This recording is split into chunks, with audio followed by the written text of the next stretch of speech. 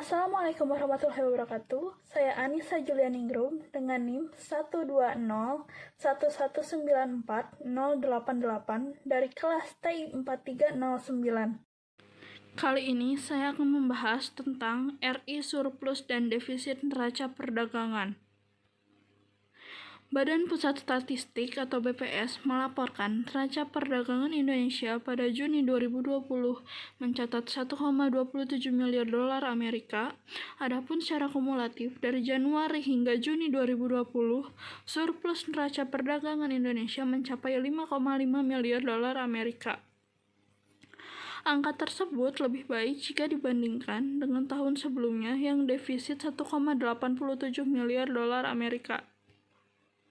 Jika dilihat berdasarkan negara, sepanjang Januari hingga Juni, Indonesia mengalami surplus neraca perdagangan dengan beberapa negara seperti Amerika Serikat, India, dan Belanda.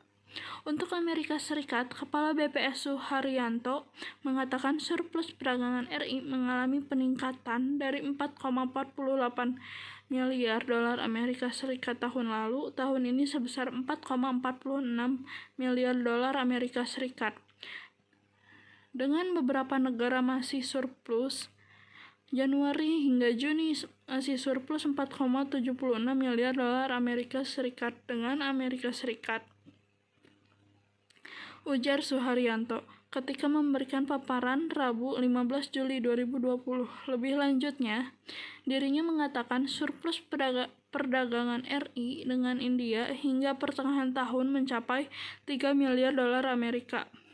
Lebih rendah dari realisasi tahun sebelumnya yang sebesar 3,57 miliar dolar Amerika Serikat.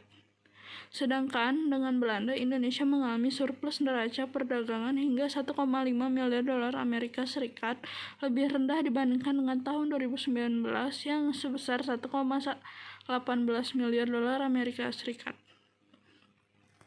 Sementara itu, defisit neraca perdagangan RI dengan Cina juga mengalami penurunan pada tahun 2019, yaitu lalu defisit neraca perdagangan Indonesia dengan Cina mencapai 9,2 miliar dolar Amerika Serikat, sementara tahun ini 5,31 miliar dolar Amerika. Adapun dengan Thailand, Indonesia mencatat defisit sebesar 1,48 miliar dolar Amerika tahun ini. Dan dengan Australia, defisit RI juga mengalami penurunan dari 1,3 miliar dolar Amerika menjadi 874 juta dolar Amerika.